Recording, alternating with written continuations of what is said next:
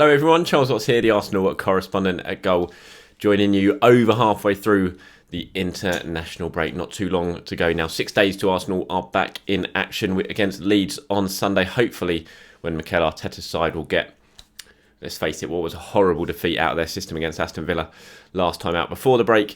But it can be certainly a tricky place to go at Ellen Road, as we've seen so far this season. Leeds, not a bad side under Marcelo Bielsa, taken to the Premier League pretty well, although they have a couple of dodgy results in recent times. So Arsenal will be looking to add to that and certainly looking to bounce back from that defeat against Aston Villa. I hope you all enjoyed my Q&A last week, which ran over a few days.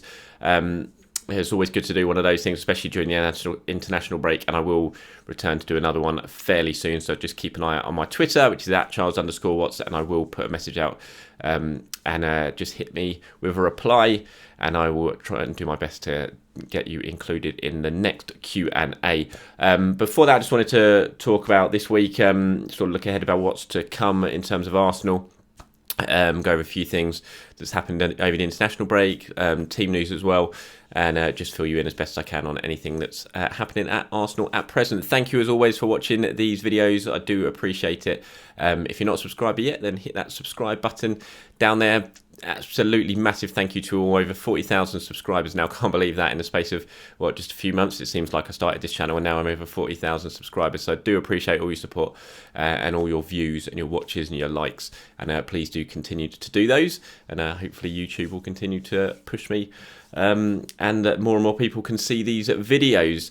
Right, let's get going. What should we talk about first of all? Shall we talk about Thomas Partey? He's obviously not in action for Ghana over the international break because of that injury. He's staying at half-time against Aston Villa, where he limped off with a thigh problem. Didn't go with Ghana. He hasn't yet started training as far as I'm aware. The talk is that he is in pretty good shape. I'm told that he's been pretty positive about the situation, expects to be back soon, and it's looking fairly good for the weekend against Leeds. But like I said, I haven't heard that he's back in training yet. Got 6 days to go, so Arsenal will look to manage that injury well over the next few days. They will be releasing an official statement, as they always do, sort of team news statement ahead of the games against Leeds. Mikel Arteta's press conference is on Friday, or it looks like it's going to be on Friday. We haven't had the date set in stone yet, but it looks like it's going to be Friday morning. So we'll certainly learn more from Mikel Arteta about Thomas Partey then, and Arsenal's medical team will also release their usual team news updates ahead of the game against Leeds. But as far as I'm aware and what I've been told, Partey is looking feeling pretty positive about the situation and doesn't expect to be out for too long, and hopefully there is a chance he will be involved against Leeds. So fingers crossed. We'll have to wait and see on that one. A little bit on Pierre-Emerick Aubameyang. I'm not sure if you've seen his social media today. If you haven't, then head over and have a look. It's been a miserable night for Pierre-Emerick Aubameyang, who's away with Gabon at the moment for the African Cup of Nations qualifiers. They're due to play Gambia today, and they've had one hell of a night before that game. They flew into Gambia, got there, I think it was about 11 o'clock sort of local time wise. I just wanted to see if I've got this up here so I can actually tell you the exact sort of timings of it. But they got in just before midnight, I think, to the airport, and didn't go very smoothly for them at the airport. Gambian authority did not let them in, took their passports and left them waiting on the floor of the hotel for, I think it was for the airport, for about 9 hours. I think they finally got allowed through at about 5 o'clock or something. No, just before 6 a.m. they were allowed into the country, and just 10 hours before their kickoff in Gambia. I think they've been at the airport sitting on the floor for about 9 hours, so no sleep for the Gabon team, and then they got their game to prepare for just in 10 hours later. Aubameyang not too happy about it. If you look on his social media, he sort of details sort of step by step what they're doing at the airport, sitting. Players were trying to sleep on the floor using their bags as pillows. He's not too happy about it. He sent a message to the African Football Federation saying it's not the way that Africa should be perceived in terms of how they treat their footballers. Now, a lot of people, I've messaged it, I mentioned it on my Twitter account, and I've had some messages from Gambian Arsenal fans over there, and saying, this is what happens in Africa. They try and get as much sort of an advantage over their opponents as possible. There's talk that the Gabon team didn't want to release their COVID test results when they arrived in the country as well, which caused the delay. So both sides of the story, are sort of saying it was what the other ones were at fault. But just in terms of Arsenal point of view, I know Mikel Arteta will be looking at that thinking, oh my God, our captain, hopefully will be our top scorer at the end of the season. Has just been spending the entire night on the floor of the airport getting no sleep, and now he's got to play for his country in 10 hours time. So Arsenal certainly won't be happy with the situation. They will be monitoring it, but hopefully Aubameyang comes through that game later on and comes through it unscathed and can then come back and have a decent rest before that game against Leeds, because Arsenal certainly want him to be using him against Leeds. What position he gets used in against Leeds, we'll have to wait and see. But yeah, Mikel Arteta will certainly be sitting there with his fingers crossed, hoping that the lack of sleep and all that and the fatigue doesn't end up in some sort of injury for Pierre-Emerick Aubameyang. Fingers crossed. But he certainly himself says, extra motivation, Gambia.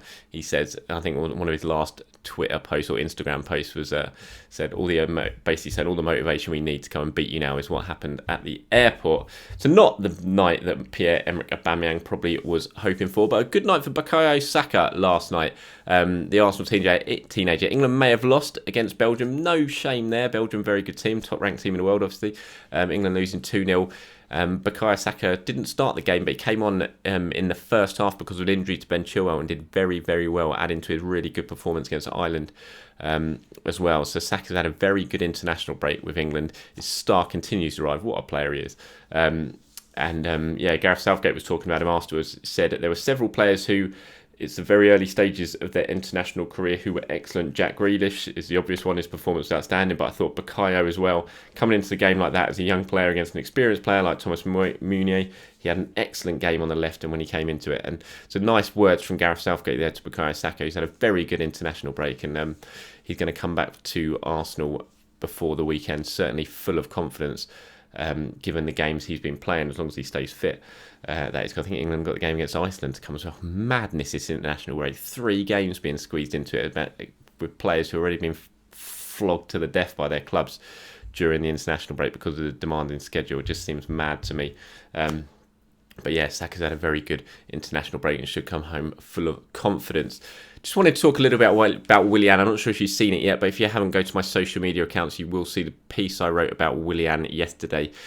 Sort of looking at the start he's had to his Arsenal career, the criticism that's coming his way, whether or not he needs to be taken out against Leeds. And ultimately, even if he is left out, I'm just saying that I think we need a little bit of patience with Willian. He's getting a lot of grief at the moment, Willian, but I think he deserves a little bit of time. Yes, he's come from London, so in terms of the move from Chelsea to Arsenal, he doesn't really need much time to settle because he's adjusted to the country. He loves it here. He loves the capital. His family are here.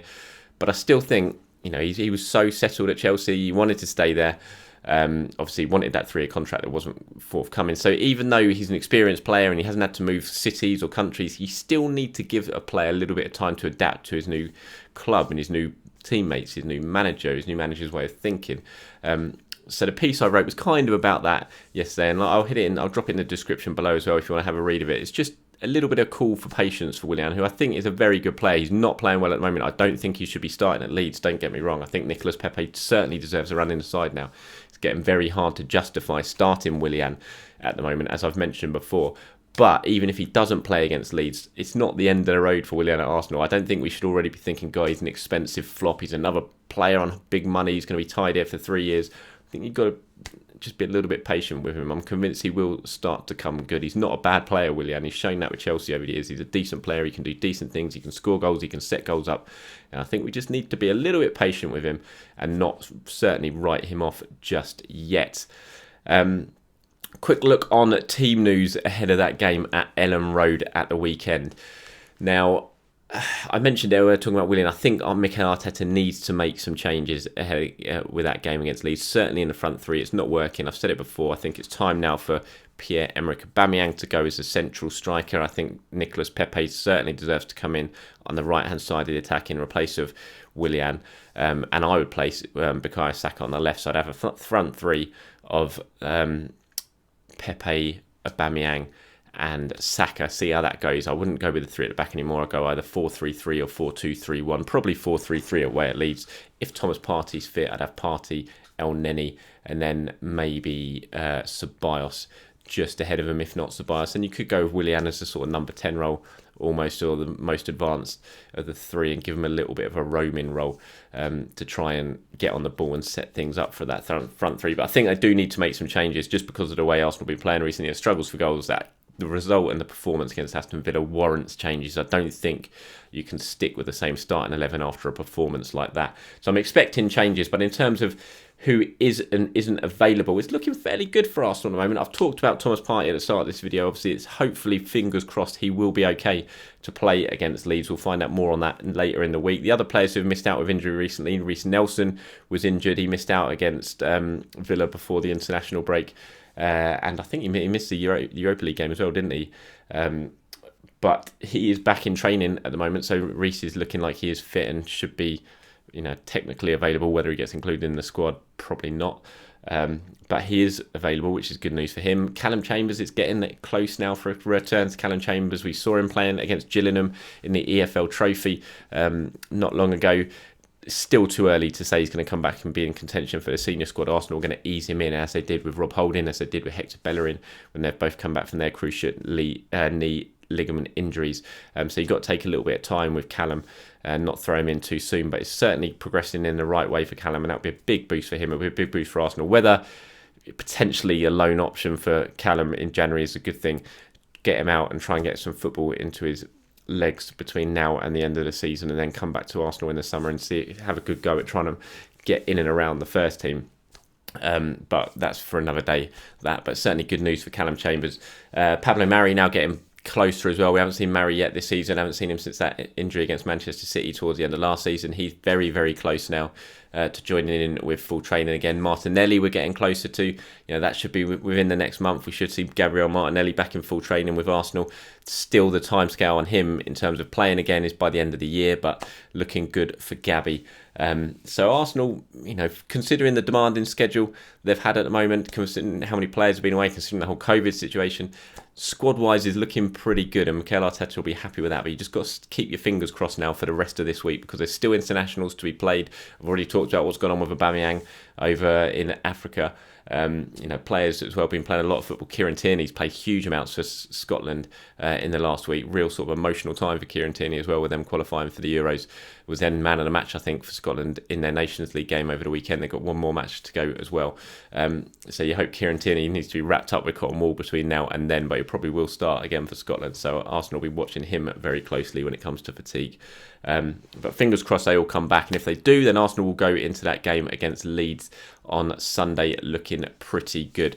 Like I said at the start of this video, Mikel Arteta's press conference, it looks like it's going to be Friday. There's a slight chance it's Thursday, but it looks like at the moment Friday morning will be when Mikel Arteta sits down with us and previews that game against Leeds, where we will find out about Thomas Partey and everything else that's been going on. I will, as usual, do my post-press conference video talking about what Mikel Arteta had to say, giving you a little bit of an update on team news and everything like that, or anything else to come from the press conference. Before that, I will keep on top of anything that happens with Arsenal. Please do head over to my social media channels. I'm on Facebook, I'm on Twitter, @Charles_Watson. Head over to goal.com for all the Arsenal news as it breaks throughout the week. Like I said earlier, that Willian piece that went live yesterday, have a look at it in the description if you're interested in it.